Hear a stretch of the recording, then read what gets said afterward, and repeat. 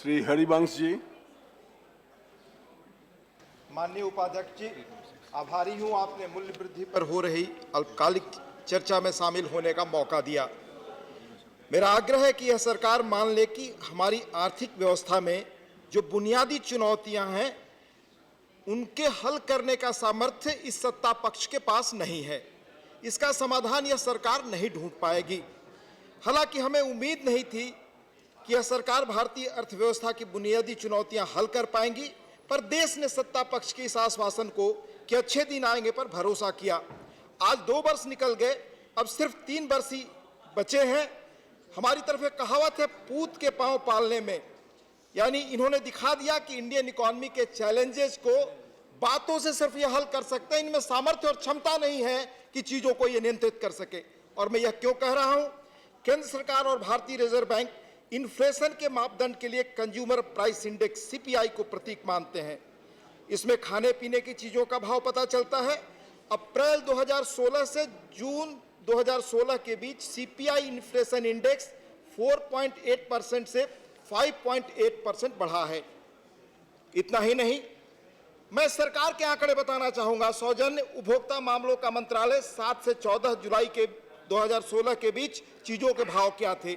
गोरखपुर में टमाटर 65 रुपए प्रति किलो, आइजॉल आलू 35 रुपए किलो, प्याज 40 रुपए प्रति किलो, भटिंडा मूंगफली तेल 171 रुपए प्रति किलो, तुअर दाल 170 रुपए प्रति किलो, पणजी उड़द की दाल 190 रुपए प्रति किलो, सरसों तेल 179 रुपए प्रति लीटर, उदयपुर मसूर दाल 110 रुपए प्रति किलो, पोर्ट ब्लेयर चीनी 50 रुपए प्रति किलो, मैसूर चावल 45 रुपए प्रति किलो।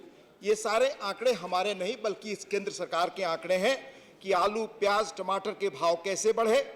सारे उपायों के बाद चीनी कैसे अनियंत्रित हो रही है, दाल के भाव कैसे अनियंत्रित हो रहे हैं। मैं 2 खबरों का उल्लेख करना चाहूंगा जो देश के सबसे बड़े अखबारों में सुर्खियों के रूप में आए। 15 जुलाई 2016 थोक महंगाई भी 20 माह की ऊंचाई पर पहुंची। 14 जून 2016 रिटेल महंगाई ने छुआ 21 माह का उच्चतम स्तर। अभी हम लोगों ने बहुत सारे आंकड़े सुने सत्ता पक्ष से। मैं कुछ आंकड़े देकर आपको बताना चाहूंगा कि खुदरा महंगाई बीते 22 महीने के उच्चतम स्तर पर 5.77% पहुंच गई है। दाल 26.86% कीमत वृद्धि, चीनी 16.79% कीमत वृद्धि, सब्जियां 14.74% कीमत वृद्धि, मसाले 8.61% कीमत वृद्धि, मांस मछली 6.60% कीमत वृद्धि। 2 साल में अरहर के दाम में दोगुनी वृद्धि, उड़द के दाम में 120% वृद्धि। ये सारे सरकार के द्वारा दिए गए आंकड़ों की स्थिति है। वास्तविक स्थिति इससे और अधिक गंभीर है।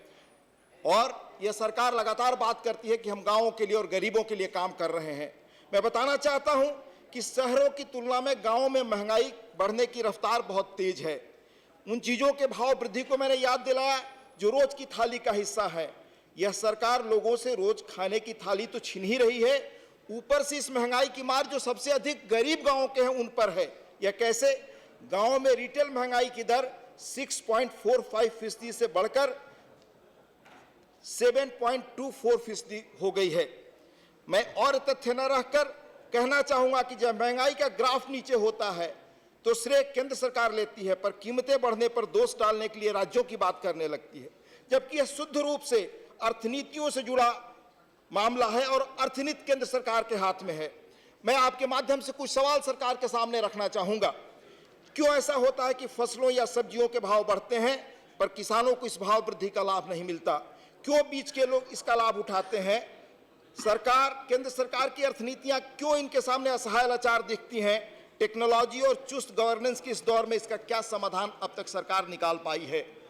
मैं याद दिलाना चाहूंगा, भारतीय जनता पार्टी ने अपने 2014 के चुनाव घोषणा पत्र में किसानों को उनकी उपज का लागत का 1.5 गुना दाम दिलाने का वादा किया था। उस वायदे का क्या हुआ?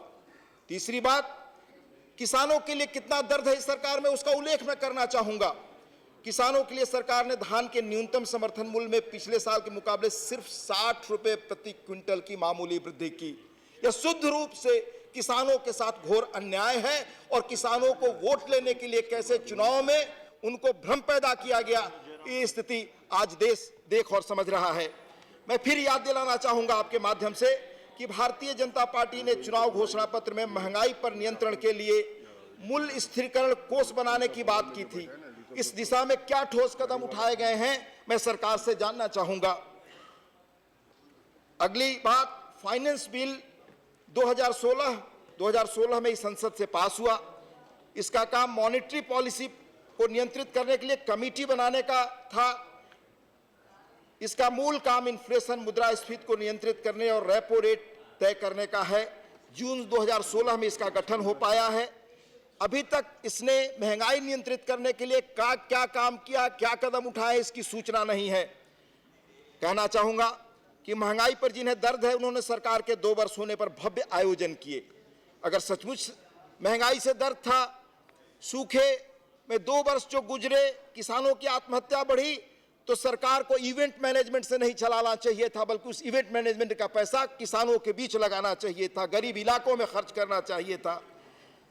दूसरी ओर यह हालत है, सरकार के आंकड़े बताते हैं कि रोजगार नहीं बढ़ रहा, मैन्युफैक्चरिंग की हालत खराब है। इस बीच आपने 7वां वेतन आयोग भी लागू किया, यानी पब्लिक और प्राइवेट सेक्टर में आप समृद्धि का नखलिस्तान खड़ा कर रहे हैं, पर इसके बाहर बहुसंख्यक गरीब और हाशिए पर है, वंचित, आदिवासी, अल्पसंख्यक, जिनकी आमदनी नहीं बढ़ रही।